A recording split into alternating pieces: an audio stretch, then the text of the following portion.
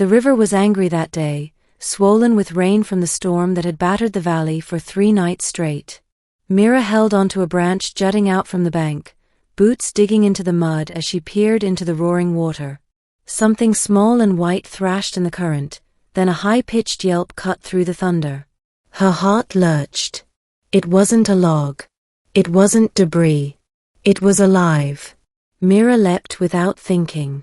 The icy flood swallowed her instantly, but she kicked hard, fighting the drag of the current.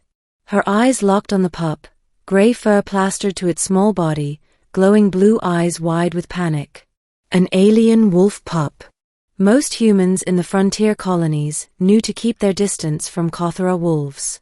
They were bigger than Earth wolves, smarter too, and fiercely protective of their own.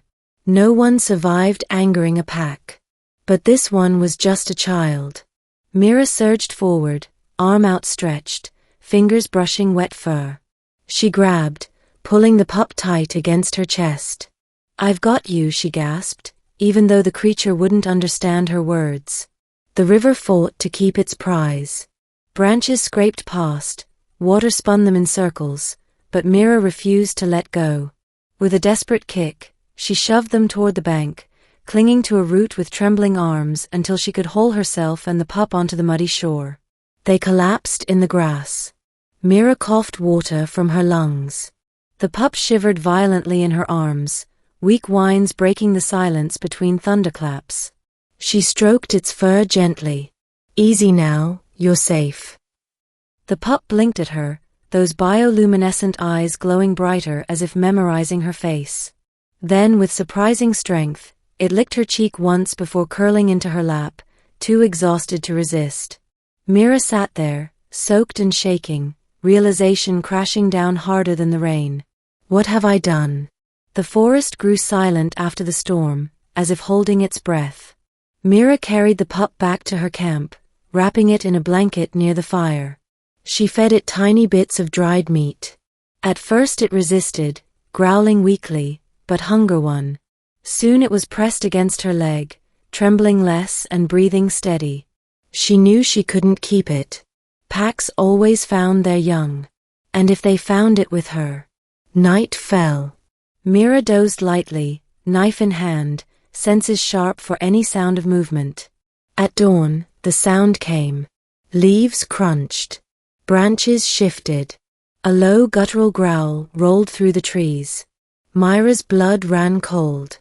Shapes emerged from the shadows, tall muscular wolves with silver-streaked fur and eyes glowing like lanterns. 5 of them. The pack. The pup perked up, tail wagging faintly, and yipped. The biggest wolf, scarred across the muzzle, stepped forward. His eyes locked on Mira. Her pulse thundered in her ears. She slowly set the pup down and stepped back, palms open. "I saved it," she whispered. "I didn't mean harm." The wolves fanned out around her, growls vibrating the air. The pup tottered forward on shaky legs and pressed its head against the scarred wolf's chest. A low rumble passed through the alpha, but it wasn't anger. It was relief.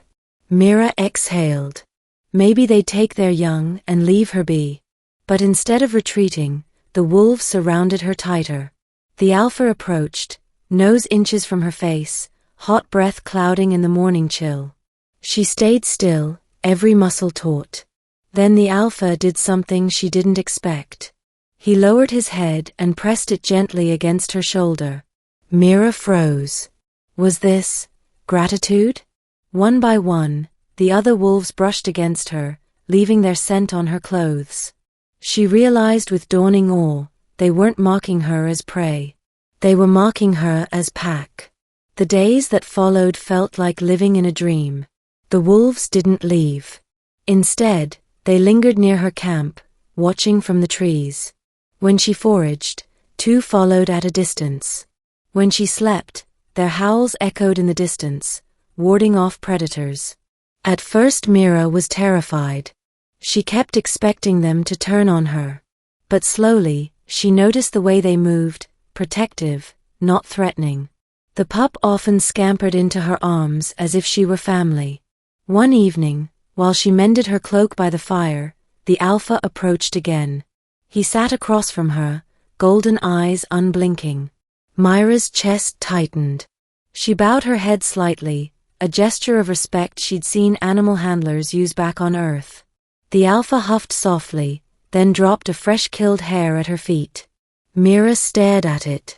A gift. Her throat tightened. You're feeding me? The wolves didn't answer, but the meaning was clear. She wasn't just tolerated. She was accepted. Weeks passed. Mira moved through the forest no longer alone but shadowed by glowing eyes. Hunters from nearby settlements whispered of a strange human walking with wolves, untouchable in the wild. Some called her cursed. Others, chosen. Mira didn't care what they called her. For the first time since leaving Earth, she felt she belonged. One night, under a sky heavy with stars, the pup, now stronger, curled beside her as the pack raised a howl. It wasn't just a hunting call. It was something deeper, older. Mira lifted her gaze to the heavens, the sound reverberating in her bones. She realized the wolves weren't simply beasts. They were something ancient, guardians of this alien world. And somehow, through a single act of compassion, she had been bound to them. The Alpha nudged her, urging her to stand. She hesitated, then rose. Together, they howled into the night. For the first time in years, Myra's voice carried with more than loneliness. It carried with family. But destiny rarely allows peace for long. One morning, Mira heard the whine of engines above the treeline. A human dropship descended, soldiers spilling out with rifles gleaming. They were poachers, men who hunted Kothara wolves for their bioluminescent pelts. Myra's blood ran cold. The soldiers spotted the pack almost instantly, raising weapons. "Don't!" Mira shouted, running between them and the wolves. "They're not your enemies." The men sneered. "Move aside, girl. Those beasts are worth more than you'll ever see." The wolves growled, fur bristling, ready to strike. Mira knew a battle here would be suicide, for both sides. Heart hammering, she spread her arms wide. "You'll have to kill me first." The soldiers hesitated. The Alpha padded forward, standing at her side, his head level with her shoulder. His eyes glowed fiercely, and the others mirrored him, forming a living wall around her. For a moment, time held still, the human with her knife, the alien wolves bristling, the soldiers with fingers on triggers. Then the pup barked sharply, breaking the silence. Its cry was defiant, fearless. The soldiers shifted uneasily. Whatever courage they had faltered under the weight of glowing eyes and an unbreakable bond. One by one, they lowered their rifles. "Crazy girl," one muttered. "Not worth it. Let's go." The dropship roared back into the sky, leaving Mira trembling but unbroken. The wolves didn't cheer or celebrate. They simply stood closer, pressing against her in silent solidarity. She realized then what the pack had truly done. They hadn't just accepted her. They had claimed her. From that day forward, Mira was no longer just a wanderer. She was of the pack. She didn't know what she had expected when she saved that drowning alien wolf pup, but she never imagined it would give her a family, a home, and a place in legends yet to be sung. And under the alien stars, as the howls rose again, Mira howled with them, forever one of their own.